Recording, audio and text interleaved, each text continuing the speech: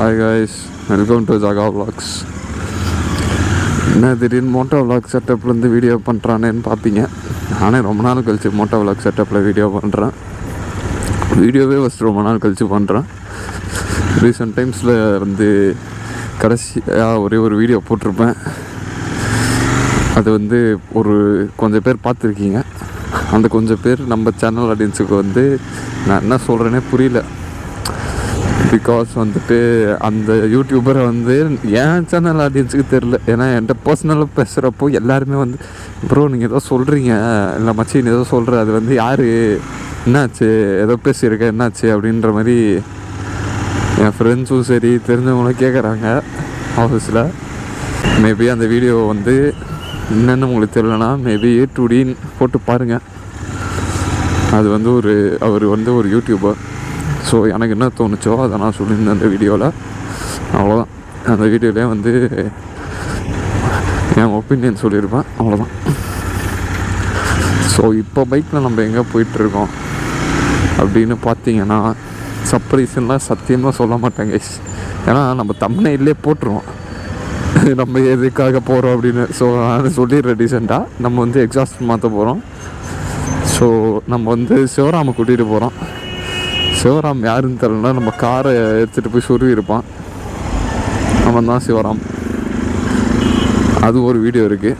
So பார்த்தீங்கன்னா தெரியும். Location சொல்லு. ஹெல்மெட் எடுத்துக்கோ. ஸோ கைஸ் பார்த்தீங்கன்னா சிவராம் இருக்கான் பாருங்க, ஸ்டைலாக வந்திருக்கான். அண்ட் கைஸ் பார்த்தீங்கன்னா இன்னொரு மேட்ரு. நான் வந்து அகெயின் ஜிம்முக்கு போக ஸ்டார்ட் பண்ணிட்டேன். ஆஃப்டர் அ லாங் பிரேக் ஜிம்முக்கு போக ஆரம்பிச்சிட்டேன். நானும் சிவராமன் தான் போயிட்டுருக்கோம். லைக் நான் ஒன்று பிளான் பண்ணேன், பட் அது பண்ணலாமா என்னன்னு யோசிச்சுக்கிட்டு இருந்தேன். லைக் டெய்லி ஒரு ஷார்ட்ஸ், நான் ஜிம் என்ன பண்ணுறேன், என்ன ஒர்க் அவுட் போடுறேன், day to day changes. Like day to day அந்த சேஞ்சஸும் விசிபிளாக இருக்காது, பட் டே 1 to day 100 பார்க்குறப்போ ஒரு சேஞ்ச் இருக்கும் பாடியில். அது எப்படி வேணால் இருக்கலாம். நான் நல்லா சாப்பிட்டு குண்டாக இருக்கலாம். ஆனால் நான் அவ்வளோ சீக்கிரம் குண்டாக ஆக மாட்டேன். ஏன்னா அந்தளவு சாப்பிட மாட்டேன். ஸோ நான் வந்து கொஞ்சம் மைண்ட்ஃபுல்லாக இருப்பேன் சாப்பிட்ற மேட்டரில். கேலரி ட்ராக் பண்ணி தான் சாப்பிட்டுலாம் நான் வெயிட்டு குறைச்சேன். ஸோ எனக்கு தெரியும். சில பேர் சொல்லுவாங்க நான் சாப்பிடாமலே இருப்பேன் ஆனால் குண்டாயிடுவேன். நான் சில பேர் சொன்னாலும் நான் பயங்கரமாக சாப்பிடுவேன், ஒல்லியாக இருக்கேன். அதெல்லாம் எதுவுமே கிடையாது கைஸ். உங்கள் மெட்டபாலிசம் ஹையாக இருந்தாலும் நீங்கள் இப்போ வந்து ஒரு 2500 கேலரி சாப்பிட்றீங்க, நீங்கள் அதே வெயிட்டில் மெயின்டைன் ஆகிறீங்கன்னா 2700 to 3000 சாப்பிடுங்க. எப்படி வெயிட் ஏறாமல் இருப்பீங்க? ஏன்னா லைக் பாடி வந்து ஒரு மிஷின் மாதிரி தான். இப்போ எப்படி என் பைக் பெட்ரோல் போட்டால் ஓடுது, பெட்ரோல்னா ஓடாது.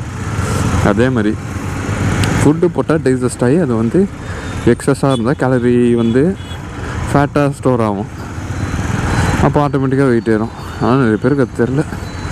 நம்ம பேசுகிறப்போ, நம்ம சயின்டிஃபிக்காக பேசுகிறப்போ இல்லை. சில பேர்லாம் சொல்லி வச்சிட்டாங்க இந்தமாரி குண்டாக இருந்தால் குண்டாக இருக்கவங்க அவ்வளோ சாப்பிட மாட்டாங்கன்னா குண்டாக இருப்பாங்க. என் கூட இருக்கவங்களே நான் வந்து ஜஸ்ட்டு கலாய்க்கல, சீரியஸாக சொல்கிறேன். சாப்பிடாத மாதிரி அவங்க நினச்சிக்கிறாங்க. பட் மில்க் ஷேக்கு, சுகர் ஐட்டம்ஸாக எடுத்துக்க மாட்டேன். என் கூட குண்டாக ஒருத்தர் இருப்பார். அவர் யாருன்னு நான் சொல்ல விரும்பல. கூட நிறைய குண்டாக இருக்கவங்க இருப்பாங்க. அவங்களுக்கே ஒரு டவுட் இருக்கும், இவன் யாரை சொல்கிறான் அப்படின்னு. ஏன்னா எல்லாருமே என் சேனல் பார்ப்பாங்க. போட்டு மில்க் ஷேக்கு, சிக்கன் ரைஸு அது இதுன்னு விட்டு தாக்குவாங்க. பத்ததுக்கு சில பேர் சிகரெட் வேறு அடிப்பானுங்க. எனக்கு எந்த கெட்ட பழக்கமும் இல்லை. அது கெட்ட பழக்கம்னு நினச்சா கெட்ட பழக்கம். லைக் எனக்கு அது பிடிக்காது. ஸோ நான் ஸ்மோக் அண்ட் ட்ரிங்க் பண்ண மாட்டேன். எல்லாம் பண்ணுவானுங்க. கேட்டால் நான் வந்து சாப்பிடவே இல்லை அப்படின்ட்டுருவானுங்க. அவன் குடிக்கிற மில்க் ஷேக்கே ஒரு 1000+ கேலரிஸ் போட்டு ஐஸ்கிரீம்லாம் போட்டு சூப்பராக குடிப்பானுங்க. கடைசியில் ஆனால் அப்படி சொல்லிடுவானுங்க. ஸோ அது மாதிரி நிறைய இருக்குது. பார்த்தீங்கன்னா அந்த ஷாப் நேம் வந்து அஜய் மோட்டார்ஸ். நான் வந்து வாட்ஸ்அப்பில் தான் பேசியிருந்தேன், கால் கூட பண்ணல. ஆனால் வந்து எல்லாம் இருக்குதுன்னு கன்ஃபார்ம் பண்ணிவிட்டு தான் போகிறேன். ஒரு சூப்பரான டிஸ்கவுண்ட் ப்ரைஸில் கிடைக்கிது. நியூ அண்ட் பொங்கல் ஆஃபர்னு நினைக்கிறேன். லைக் நான் வந்து யூடியூப்பில் வீடியோ எடுக்கிறேன்னா அவங்களுக்கு மென்ஷனும் நான் பண்ணல.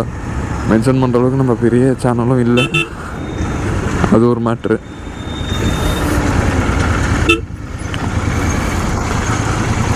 ஆனால் நான் மென்ஷன் பண்ணல லைக் வீடியோ எடுக்க போகிறேன்லாம். நான் சும்மா எனக்கு ஆனால் like I'm not demotivated, but like video இன்றைக்கி எடுக்கலாமா வேண்டாமா, ஒரு சின்ன பிரேக் கொடுக்கலாமான்னு யோசித்தனால தான் ஒரு 1 வீக் ஆர் 2 வீக்கு நம்ம சேனல் வீடியோவே வந்திருக்காது. அதுக்கு ஒரு பிரேக் கொடுக்கலான்னு தோணுச்சு. இங்கே இருக்க பார்த்தீங்களா ராயல் என்ஃபீல்டு, அதில் தான் நம்ம ஜிடி எடுத்தோம். கைஸ் ஆல்மோஸ்ட் வந்துட்டோம். டிராஃபிக் எல்லாம் கடந்து வண்டி ஓட்டிட்டு சரியாக தூங்க வர இல்லை, தூக்கமே வர மாட்டேங்குது. என்னன்னே புரிய மாட்டேங்குது. திடீர்னு தூக்கம் வந்து திடீர்னு தூக்கம் வர மாட்டேங்குது. ப்ராப்ளம்னு தெரியல. நைட் ஷிஃப்ட்டுக்கு ரொம்ப நாள் கழிச்சு அவர் லைக் பாடிக்கு வந்து நியூவாக தானே இருக்கும், அதனாலயான்னு தெரில.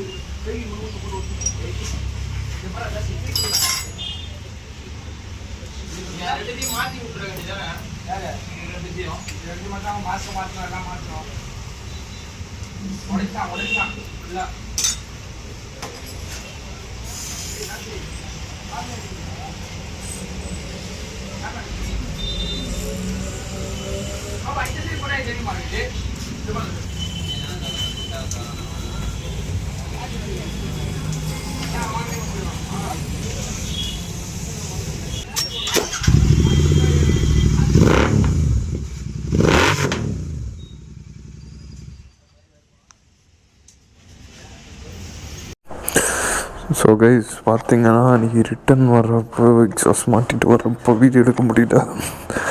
அந்த எக்ஸாஸ்ட் மாட்டியே ஒரு 2 வீக்ஸ் ஆயிடுச்சு.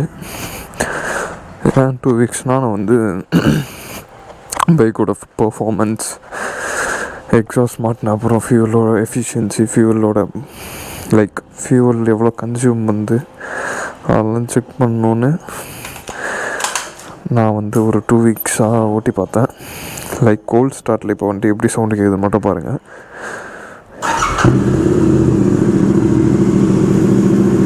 நான் மைக்கை வந்து எக்ஸாஸ்ட் கிட்ட வச்சு காட்டுறேன்.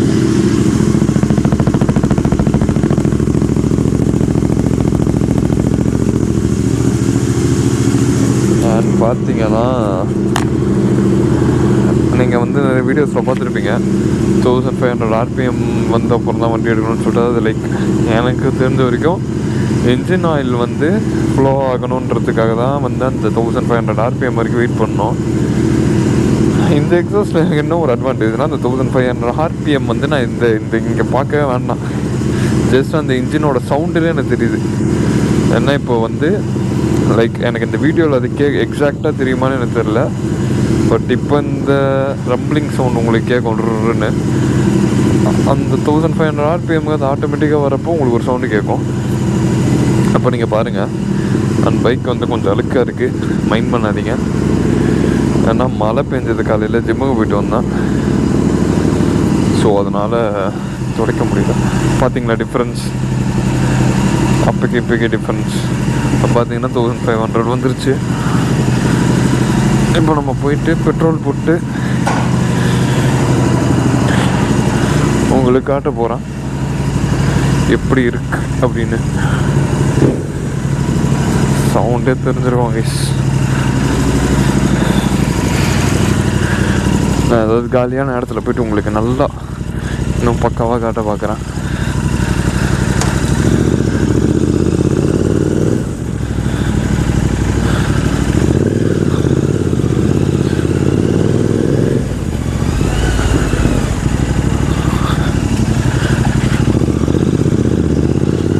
கைஸ் பார்த்தீங்கன்னா இந்த எக்ஸாஸ்ட் போட்டதில் என்னென்ன டவுட்ஸ் இருக்குது, என்னென்ன டவுட்ஸ் எனக்கு இருந்துச்சு ப்ரீவியஸாக, அது மாதிரிலாம் எனக்கு இருந்ததை நான் என்ன சொல்கிறேன்.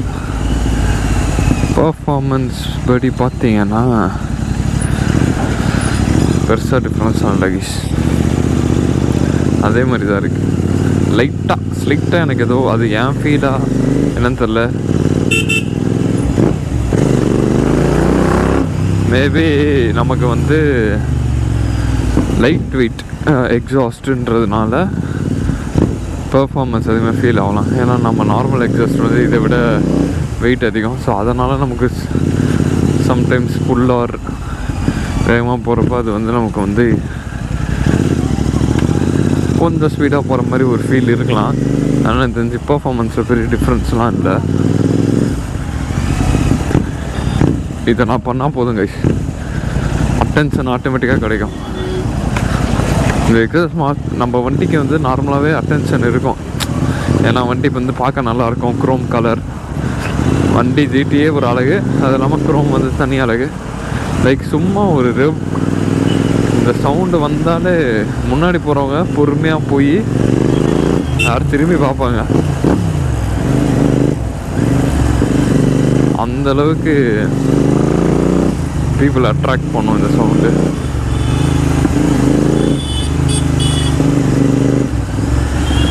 அண்ட் மைலேஜ் நெக்ஸ்ட்டு நான் அதை பற்றி தான் பேசணும். ஃபஸ்ட் நான் வந்து பெட்ரோல் போட்டுட்டு பேசுகிறேன்.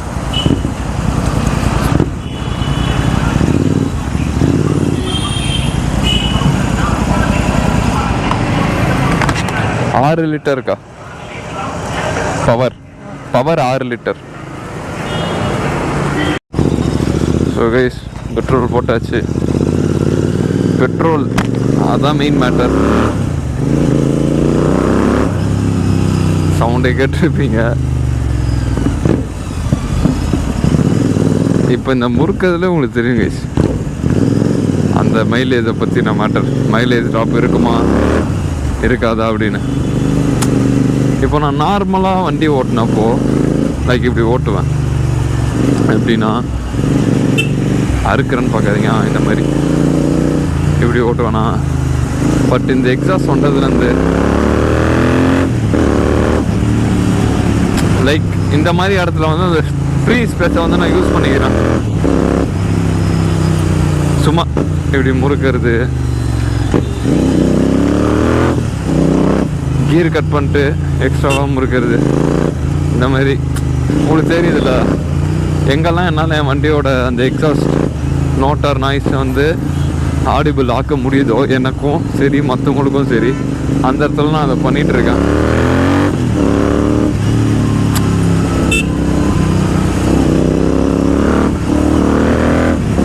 ஸோ கண்டிப்பாக மைலேஜ் டிஃப்ரென்ஸ் இருக்குது, இல்லாமல் இல்லவே இல்லை. சரி ப்ரோ இப்போ எங்கே போயிட்டுருக்கீங்க அப்படின்னு ஒரு டவுட் கூட இருக்கலாம். எங்கன்னா நம்ம வந்து இதை போட்டதுக்கு முன்னாடிக்கும் இந்த டிஃப்ரென்ஸ் தான் இப்போ காட்ட போகிறோம்.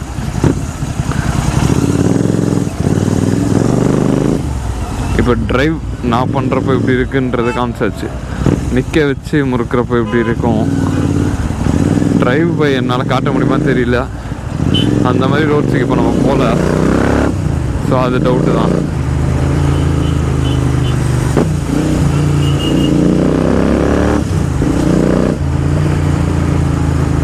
லைக் பாஸ் பண்ணி போகிறது சொல்கிறேன். இப்போ கேமராமேன் ஒரு இடத்துல நிற்க வச்சுட்டு அந்த ஸ்ட்ரெச்சில் நான் கிராஸ் ஆகி போகிறத பற்றி பேசிகிட்டு இருக்கேன். அதெல்லாம் பண்ண முடியுமா தெரியல.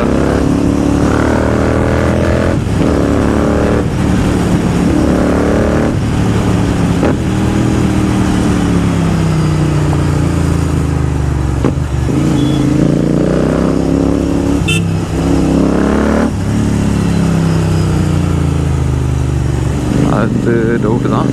ஸோ நான் இருந்தாலும் ட்ரை பண்ணி பார்க்குறேன்.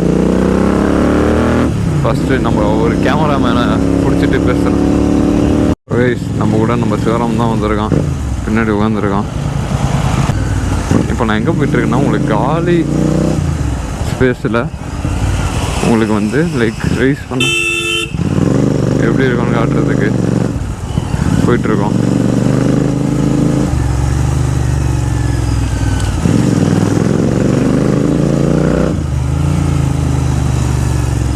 ஏன்னா நம்ம முறுக்கிறது வந்து யாருக்கும் டிஸ்டர்பாக இருக்கக்கூடாதுன்றதுனால அது மாதிரி ரோடு தேடி போயிட்டுருக்கோம். இந்த உள்ள இந்த பக்கம் கொஞ்சம் எம்டியாக இருக்கும்.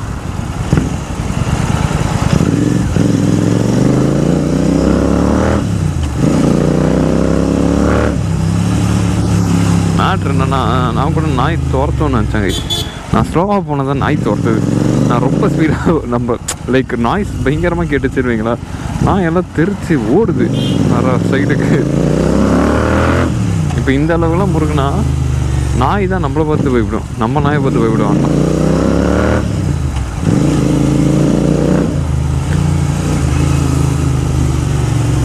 ஸோ அதாவது நல்ல ஸ்பேஸாக முறிக்கிறதுக்கு கிடச்சா நல்லாயிருக்கும். அதாவது இருக்கான்னு பார்த்துட்டு கண்டினியூ பண்ணுற கேஷ். இந்த விளாக் ஃபுல்லாக என் மூஞ்சியே காட்டணும்னு நினைக்கிறேன். இப்போ போய் காமிச்சிடும். ஓகே, ஸோ கைஸ் பார்த்தீங்கன்னா வண்டி கொஞ்சம் வந்து அழுக்காக இருக்குதுன்னு மைண்ட் பண்ணாதீங்க. நான் சொன்ன மாதிரி ஜிம்முக்கு போயிட்டு வந்து காலைல மழை, நம்ம ஊர் தான் கைஸ் வேறு மாதிரி மழை பெய்யும், பனி பெய்யும், வெயில் அடிக்கும். ஸோ இந்த ஏரியாவில் பார்த்தீங்கன்னா இந்த ரோடு தான் கொஞ்சம் எம்டியாக இருந்துச்சு. ஸோ அதனால் நம்ம வேறு வழி இல்லாமல் இங்கே வந்து நின்றுருக்கோம். ஸோ நார்மல் எக்ஸாஸ்டோட பீட்டு வந்து நான் போட்டு காட்டுறேன். லைக் ரைஸ் பண்ணுறப்பவும் சரி, ஐடில்லையும் சரி. இப்போ அது பார்த்துட்டு வாங்க.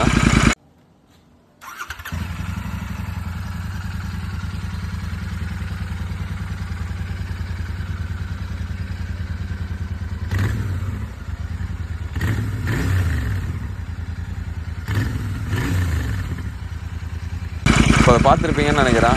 இப்போ நம்மளோட ஐடில் சவுண்டு இது. லைட்டாக முறுக்குனிங்கன்னா இது, ஹெவியாக முறுக்குனா எப்படி இருக்கும்னு நான் காட்டுறேன்.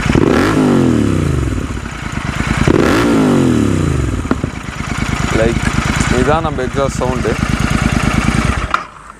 ஸோ உங்களுக்கு வந்து ரெட் ரூஸ்டர் பர்ஃபார்மன்ஸ் போடணுன்னா போடுங்க. நான் வந்து என்கேஜ் ஏர் ஃபில்ட்ரு போட்டிருந்தேன்.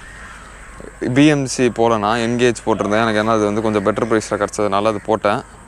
ஸோ அதனால் நான் பெட்டர் ப்ரைஸில் கிடச்சதுனால நான் போட்டேன். அண்ட் வந்து இதுவுமே நான் வந்து டிஸ்கவுண்டட் ப்ரைஸில் தான் வாங்கியிருந்தேன். அது வந்து ஒரு நல்ல ப்ரைஸ். நான் வந்து அந்த ஷாப்போட லிங்க் லைக் அந்த லொக்கேஷன் வந்து டிஸ்கிரிப்ஷனில் போடுறேன். அவங்க நம்பர் கூட தரேன். அவர்கிட்ட பேசினேன். ரொம்ப நல்ல மனுஷனாக இருந்தார். ஷாப் வந்து மெனி இயர்ஸாக அங்கேயே இருக்குது அவர்கிட்ட. நான் வந்து வீடியோவில் பேச வைக்கல. லைக் அவருக்கு தெரியவே தெரியாது நான் வீடியோ எடுக்கிறேன்னு. ஆனால் வந்து பக்காவாக பண்ணி கொடுத்தாரு. லைக் நான் இப்போ யூடியூப் சேனல் வச்சுருக்கேன், நான் போய் சொல்லி அவங்க பண்ணி கொடுக்குறது வேறு, நார்மலாக அவங்க பண்ணி கொடுக்குறது வேறு. நார்மலாகவே அவர் எனக்கு நல்லா பண்ணி கொடுத்தாரு. ஸோ அதான் கைஸ், இந்த மாதிரி உங்களுக்கு வந்து மாற்றுறதுக்கு ஐடியா இருந்துச்சுன்னா கண்டிப்பாக அங்கே போய் மாற்றுங்க. அவர் நல்ல ப்ரைஸாகவே பண்ணி கொடுப்பாரு. ஸோ நான் வந்து நியூ இயர் பொங்கல் ஆஃபரில் வந்து டிஸ்கவுண்ட்டில் அவர் பண்ணி கொடுத்தாரு. ஸோ அந்த டைமில் நான் சேஞ்ச் பண்ணேன். ரெகுலர் டைமில் போனால் அவர் எந்த ப்ரைஸ் சொல்லலாம் எனக்கு தெரியாது. கண்டிப்பாக நீங்கள் கால் பண்ணி, பட் மற்ற இடத்த கம்பேர் பண்ணுறப்போ கண்டிப்பாக டிஸ்கவுண்டட் ப்ரைஸில் கொடுக்குறாரு. அண்டு வந்து பார்த்திங்கன்னா ஆத்தரைஸ்டு ப்ராடக்ட்ஸ் மாதிரி தான் சேல் பண்ணுறாரு. ராயல் என்ஃபீல்டு இது மட்டும்தான் அவர் வச்சுருக்காரு. அதோட ஆத்தரைஸ்டு ப்ராடக்ட்ஸ் மாதிரி தான் சேல் பண்ணுறாரு. இந்த ஃபஸ்ட் காப்பி அது எதுவுமே அவர் சேல் பண்ணுறதில்ல. ஸோ கண்டிப்பாக போய் செக் அவுட் பண்ணுங்கள் அந்த ஷாப்பை. அண்ட் நம்ம ரெட் ரூஸ்டர் போட்டதில் எனக்கு பக்கா சாட்டிஸ்ஃபேக்ஷன் கைஸ். சவுண்டு வேறு மாதிரி இருக்குது. சிவராமும் பிடிச்சிருக்குன்னு தான் சொல்கிறான். எப்படா இருக்குது? நல்லா இருக்குது, வேறு மாதிரி இருக்குது கைஸ். கண்டிப்பாக வந்து ஜிடி ஓனர்ஸ்லாம் ரெட் ரூஸ்டர் போடலாம்.